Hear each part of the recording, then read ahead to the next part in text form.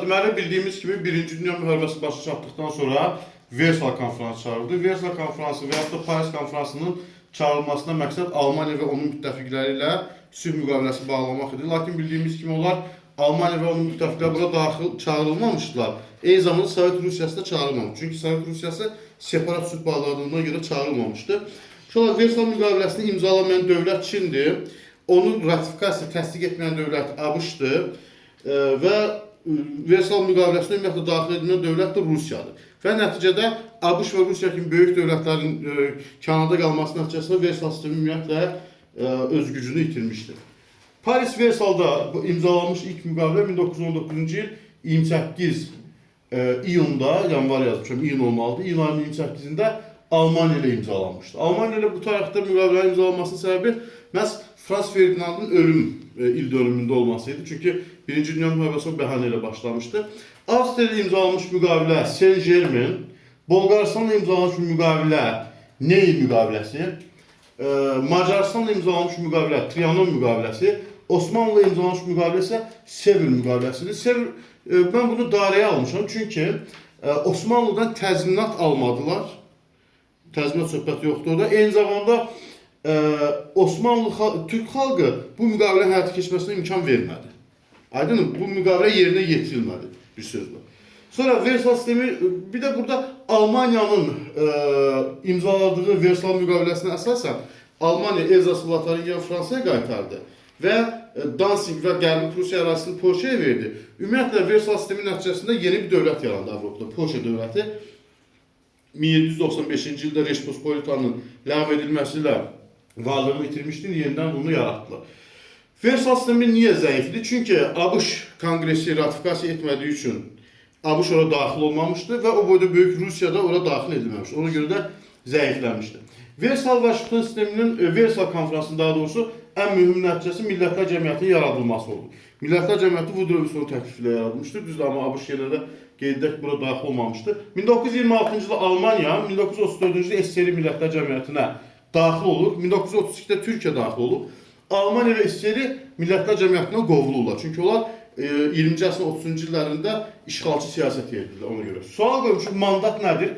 Mandat deməli Woodrow Wilson ABŞ deməli Almaniya və Osmanlı mülklərinin müstəmləkələrinin daha doğrusu birbaşa İngiltərə və Fransa əlində keçməsini istəmirdi. Mandat adı altında onların güya idarəçiliyinə verilmişdi. Ümumiyyətlə mandat sistemi Osmanlı və Alman mülklərinin qalib dövlətlər arasında müstəmləkə formasına bölüşməsidir. Yəni müstəmləkənin yeni bir formasıdır. Sonra Vaşinqton konfransı çaldı. 1921-22-ci illərdə Vaşinqton konfransının çağırılmasından məqsəd Sakit Okean və Uzaq Şərq məsələlərini müzakirə etmək, orada təhlükəsizliyə nail olmaq idi. Burada 3 dövlət, 3 müqavilə imzalanır. Bir müqavilə Sakit Okeanla bağlı, Sakit Okean mülklərinin tanınması. İkinci müqavilə Çinlə bağlı, Çinə açıq qapı siyasəti tətbiq edilmişdir. Bir də dəniz silahlarının məhdudlaşdırılması. Ümumiyyətlə, Vaşinqtonda bağlanan müqavilələr Yaponiyanın mənafeyinə zidd olduğu üçün Yaponiya bundan narazı qaldı və gələcəkdə ABŞ qarşısında revanş götürdü. Sonra növbəti mövzumuz bizim olacaq. Deməli, Türkiyə mövzusu. Osmanlı dövləti Birinci Dünya müharibəsində məğlub oldu. 1918-ci il 30 oktyabr Mudros sülhü ilə Birinci Dünya müharibəsindən çıxdı və Osmanlı ərazisini İngilis, İtalyan və Yunan qoşunları başladı işğal etməyə. 1919-cu ildə Yunanların İzmirə qoşun çıxartmasından sonra Mustafa Kemal Atatürk'ün başçılığı ilə azadlıq hərəkatı başladı. Mustafa Kemal Atatürk ləqəbini o vaxt almamışdı. Qüvvələri cəmləşdirmək üçün 1919-cu ildə Hüquqların Müdafiəsi Cəmiyyətini yaratdı. 1920-ci ilin aprelində Türkiyə Böyük Millət Məclisi yarandı və beləliklə də Osmanlıda iki hakimiyyətlik yarandı. Bir tərəfdə Sultan hakimiyyəti, bir tərəfdə də Türkiyə Böyük Millət Məclisi. 1920-ci il Sevr müqaviləsi ilə Türkiyə Osmanlı dövlətinin ərazisinin çox hissəsini itirməli idi. Lakin Türk xalqı azadlıq hərəkatına qalxaraq buna imkan vermədi.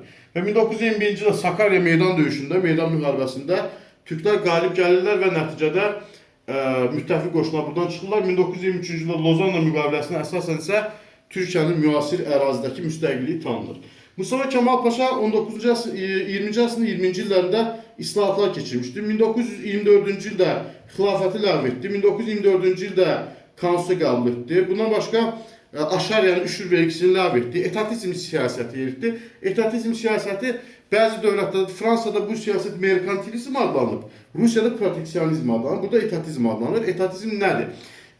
Yerli məhsulları müdafiə etmək. Yəni, yerli istehsalı dəstəkləyən siyasət etatizm siyasəti adlanırdı. Mustafa Kemal'in islahatları nəticəsində Türkiyə inkişaf etdi və geridə qalmış dövlətlər sırasından sürətli inkişafa başladı. 1932-ci ildə Türkiyə Millətlər Cəmiyyətinə daxil oldu. Bir də 1937-ci ildə Türkiyə, Əfqanistan, İran və İraq 4 dövlət Sədabat Paktı imzaladı. Sədabat Paktı heç kimə hücum etməməklə bağlı bir müqavilə idi və beləliklə də İkinci Dünya müharibəsi ərəfəsində Türkiyə öz bitərəfliyini elan etdi və ən doğru seçim edərək İkinci Dünya müharibəsində iştirak etmədi. İzahımız bu qədər uşaqlar.